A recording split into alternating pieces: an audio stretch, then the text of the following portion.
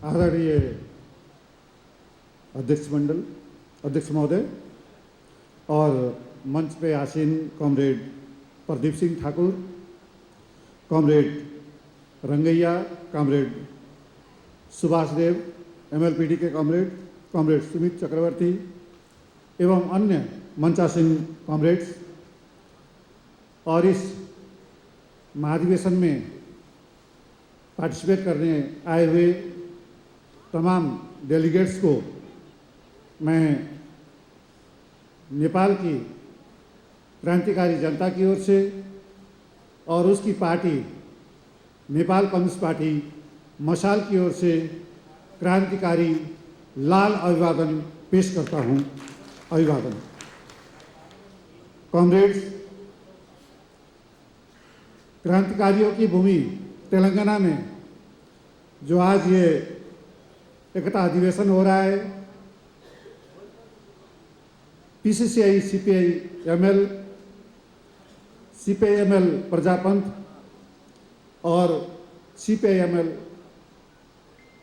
क्रांतिकारी पहल के एकीकरण से जो CPI-ML मास लाइन का गठन हुआ है, इससे निश्चित रूप में क्रांतिकारी समुदाय के बीच में एक ऊर्जा का काम करेगा और ये ऊर्जा केवल यहाँ तक ही सीमित नहीं रहेगी, ये अंतर्राष्ट्रीय स्तर पर भी अंतर्राष्ट्रीय स्तर में क्रांति के लिए कार्य करने वाले तमाम क्रांतिकारियों के लिए एक प्रेरणा का स्रोत बनेगा।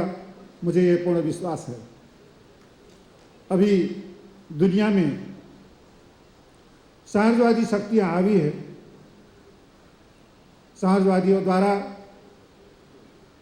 पिछले कमजोर राष्ट्र में विकासशील और विकासमुख राष्ट्रों पे जो दमन हो रहे हैं, अत्याचार हो रहे हैं, विभिन्न राष्ट्र के शासकों को कठपुतली के तौर पर प्रयोग कर जनता का शोषण कर रहे हैं, ये शोषण चरम रूप में जा चुका है और ये समाजवादी शोषण इतना निर्मम होता गया है कि अभी बहुत से देशों में एक प्रकार की तानाशाही व्यवस्था खड़ा हो रही है। भारत में भी हम देख रहे हैं, भारत में भिन्न मत रखने वाले तमाम बुजुर्गा पार्टियों को भी दमन किया जा रहा है।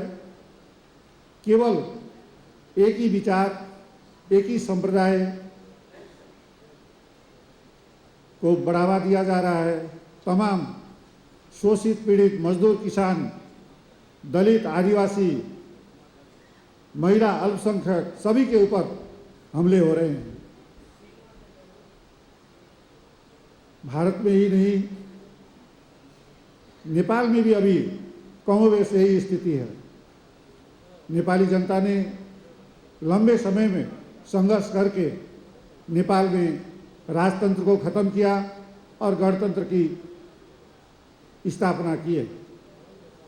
लेकिन अभी भी नेपाल का गणतंत्र पूर्ण रूप से स्थापित नहीं हुआ है। उसको उखाड़ करके पुनः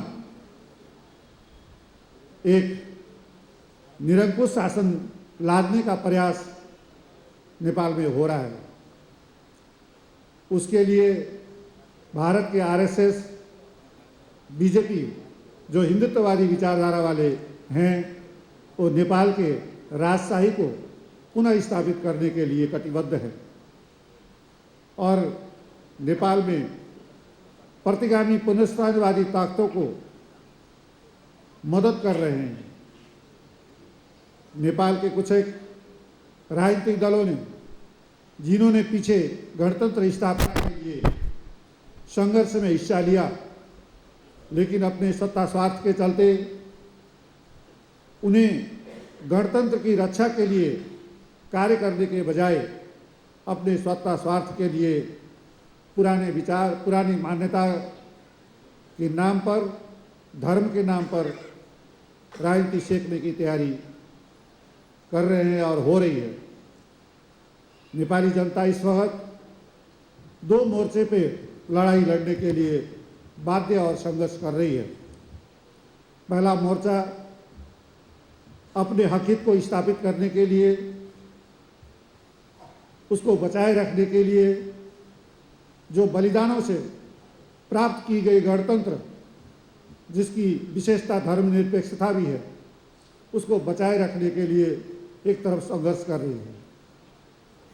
भारत ये चाहता है कि नेपाल में धर्मनिरपेक्षता खत्म हो और नेपाल हिंदू राष्ट्र बने, और हिंदू राष्ट्र के बहाने पे नेपाल की राजतंत्र की वापसी हो। नेपाल के कुछ राजनीतिक दल अपने आप को घोषित रूप में तो धर्मनिरपेक्ष कहते हैं, लेकिन व्यवहार में हम देखते हैं वो धर्म के सहारा लेकर के जनता को धर्म के आधार पर अपने में शामिल करते और जनता की इच्छा के नाम पर एक जो धार्मिक स्वतंत्रता है उसको खत्म करके हिंदू राष्ट्र के निर्माण के लिए अंदर अंदर षड्यंत्र हो रहा है।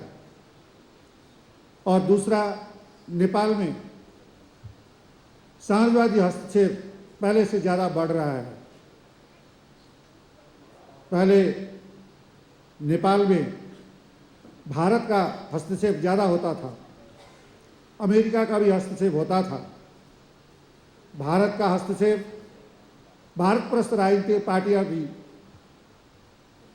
भारत के लिए काम कर रहे थे, लेकिन अमेरिकन समाजवाद का नेपाल में प्रत्यक्ष सोलो पार्टी नहीं था। विभिन्न पार्टियों के अंदर अपने एजेंट रख के उनके द्वारा अपने एजेंडे को थोपा जाता था।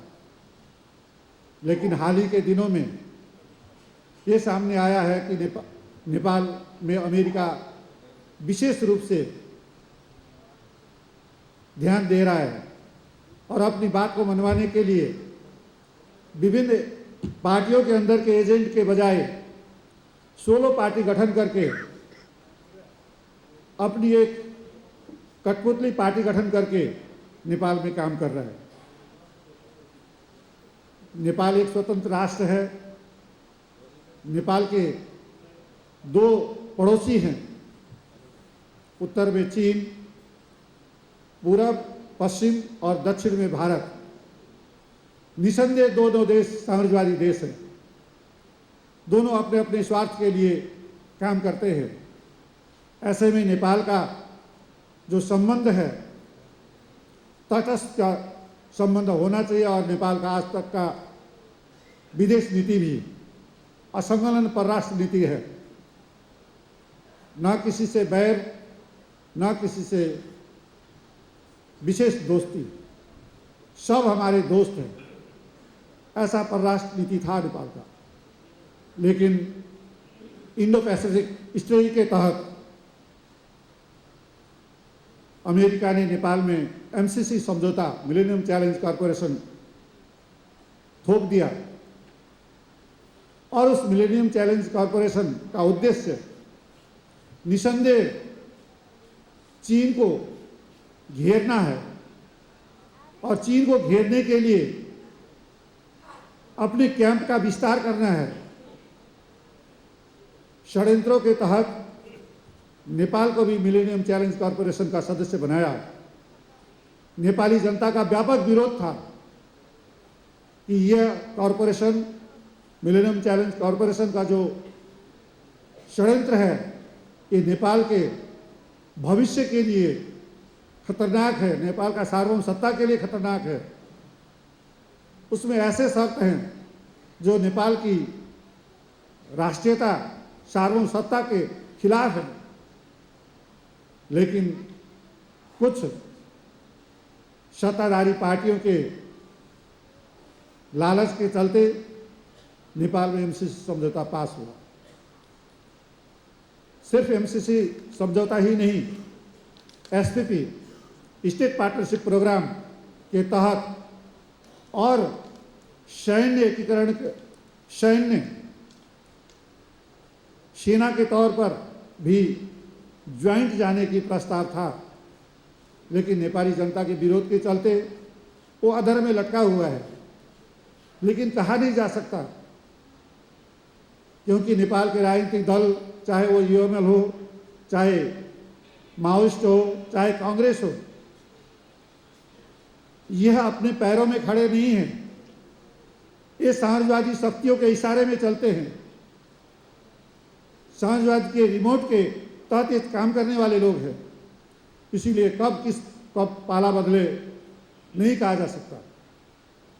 नेपाल की राजनीति की बात करें तो कल की स्थिति कुछ और थी। कल तक प्रतिगमन के विरुद्ध में गणतंत्र की रक्षा के लिए,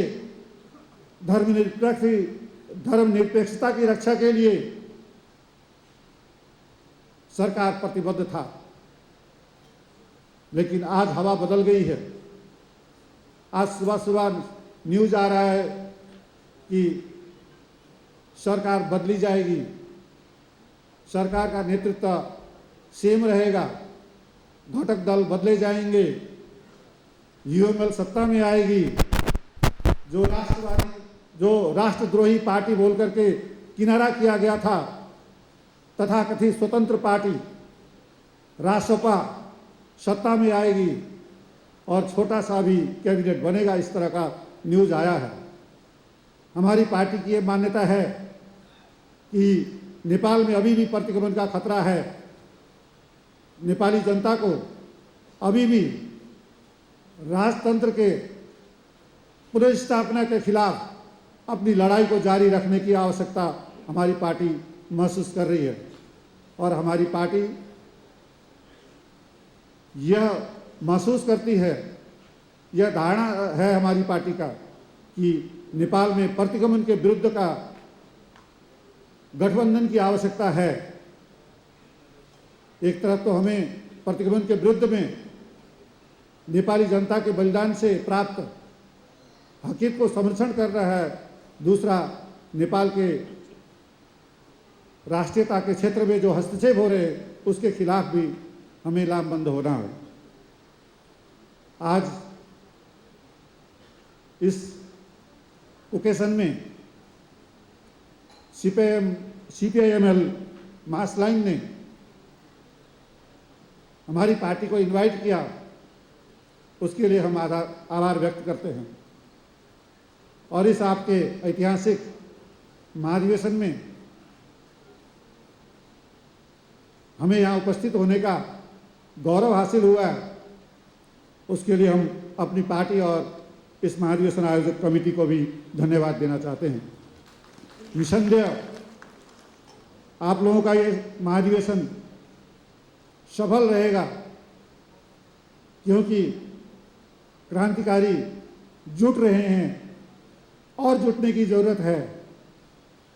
आज अंतर्राष्ट्रीय परिस्थितियां, समाजवादी आपस में लड़ रहे हैं, जगह जगह पे जनता का प्रतिरोध उठ रहा है। जहां दमन होता है वहां विस्फोट होता है, जहां समाजवादियों का दमन है, अत्याचार है, वहां जनता प्रतिरोध पे उठ रही है। ऐसे मौके पर क्रांतिकारी शक्ति एक होकर के समाजवाद को परास्त करने के लिए आगे आना होगा। समाजवाद वास्तव में कागजी बाग हैं, अगर क्रांतिकारी एकजुट हो तो। मैं अंत में यह कार्यक्रम, ये महाधिवेशन भव्य और सभ्य रूप में संपन्न होगा, इसमें विश्वास रखते हुए मैं शुभकामनाएं देता हूं पार्टी की ओर से और अपनी ओर से कि आप लोगों का ये कार्यक्रम भव्य रूप में सफल हो और जो दस्तावेज यहाँ तैयार होंगे, पास होंगे, वह क्रांतिकारी आंदोलन के लिए अहम साबित होंगे। जो नए नेतृत्व का चयन होगा वह उस पारित दस्तावेज को क्रियान्वयन करने के लिए सफलतापूर्वक अपनी कार्यकाल को समापन करेंगे। ऐसी शुभकामना के साथ मैं विदा चाहता हूँ। लाल सलाम।